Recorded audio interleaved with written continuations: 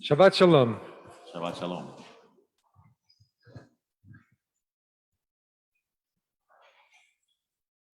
With the situation in Ukraine, as horrible as it is, and everything we've been watching for all these weeks, for these months have passed, all the suffering we've seen, all the images that have come our way, the destabilization to world peace, and it has the potential to get worse. We also know that it had the potential to be catastrophic, even more than it is now. Right? Ukraine might have been overrun in a few days. Other countries in Europe may have been invaded. The West may have been unable to find a common approach to what was needed to be done. And all of Europe could be under darkness. Much credit, I think, goes to Ukraine and Zelensky, their president. They knew they were vastly outnumbered. They knew that facing them was far superior equipment. And they were fed the message, your country is not a real country anyways. And they'd already lost a chunk of their country. And their adversary was known for being ruthless and for having what they needed to annihilate them. If Zelensky had escaped and formed a government in exile, everybody would have just nodded their head and said, he's done what needed to be done. He's just an actor. That would have been the wisest road to take. We can imagine what it was like. Zelensky and his advisors speaking to his army in those first few days in those last few days before the invasion, trying to bring up the morale and tell them, we're going to do our best. We're not going to cave in. We're going to give everything that we have, and we're just going to fight. And maybe at the beginning, Zelensky was playing a role, but after a time, he became that role. There's an aspiration that they'd be able to do what they did, and then it became a reality.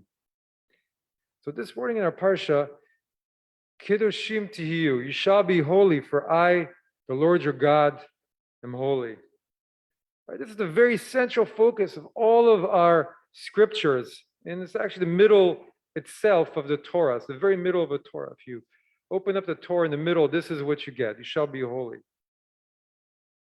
And the Baal Shem Tov, the founder of Hasidism, he asked the question, what does that even mean? You shall be holy as God is holy. How many of us can live up to being as holy as God wants us to be holy? A little too steep for most of us. When I think about it, I like to imagine the ragtag slaves, uneducated, just coming out of Mitzrayim, out of Egypt, standing and listening to what we were reading this morning. What were they thinking as they were going through it? Right? The sacrifices had to be eaten in a very specific way. They had to keep Shabbat without fail completely. They had to take care of the poor in all of these different ways, and how they were to harvest their fields and harvest their trees and their orchards. They had to treat each other fairly at all times, and they had to not hold any anger for their fellow in their heart. But if they did, they had to rebuke them, but not too harshly.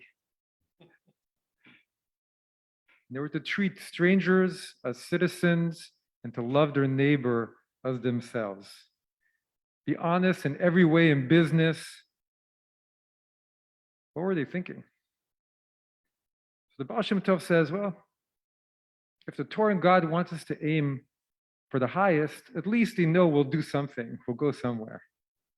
If not, we just stay where we are and we make up those excuses about why it's fine to just stay where we are. In all of those places, each one of us needs to find holiness. So God sets a very high bar to teach us that power of striving, that power of aspiration to reach beyond ourselves. And for the slaves who were just free, it was far beyond what they were able to accomplish. But they looked at each other, they said, we're going to try and do this. We're going to try and make this happen. We're going to do our best to fulfill what's needed, to push ourselves to be holy, to be whole. And to maybe, at least in one place, break through our regular way of living our lives, how we see ourselves, our families, our nation, and do something different, something new, find a new way. And how we treat the people we love and how we treat the people we don't love.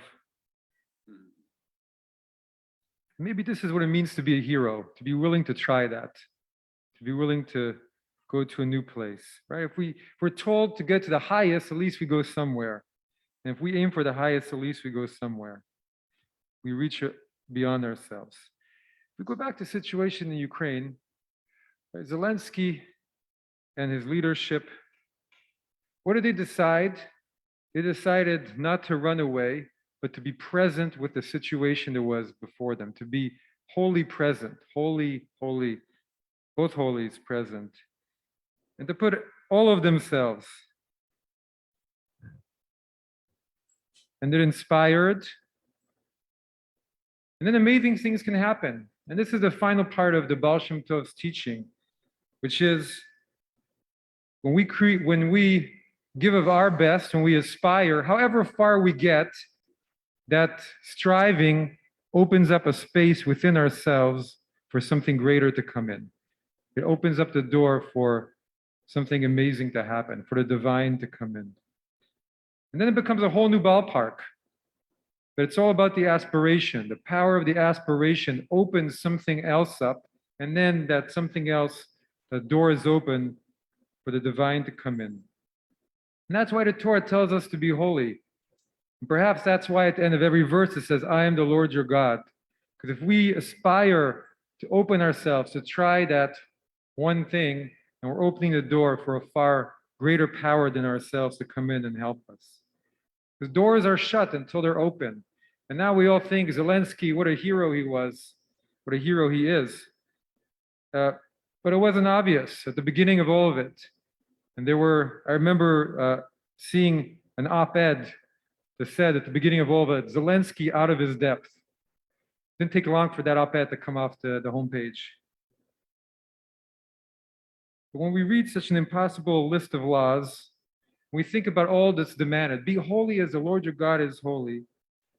What it is meant to awaken in us a desire to aspire.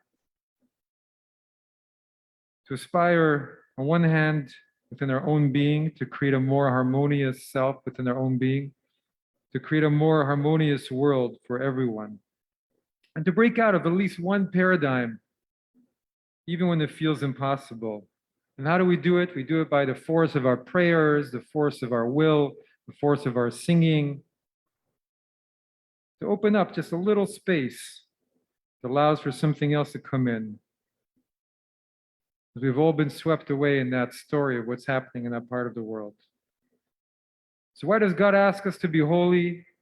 How many of us can be holy as God wants us to be holy?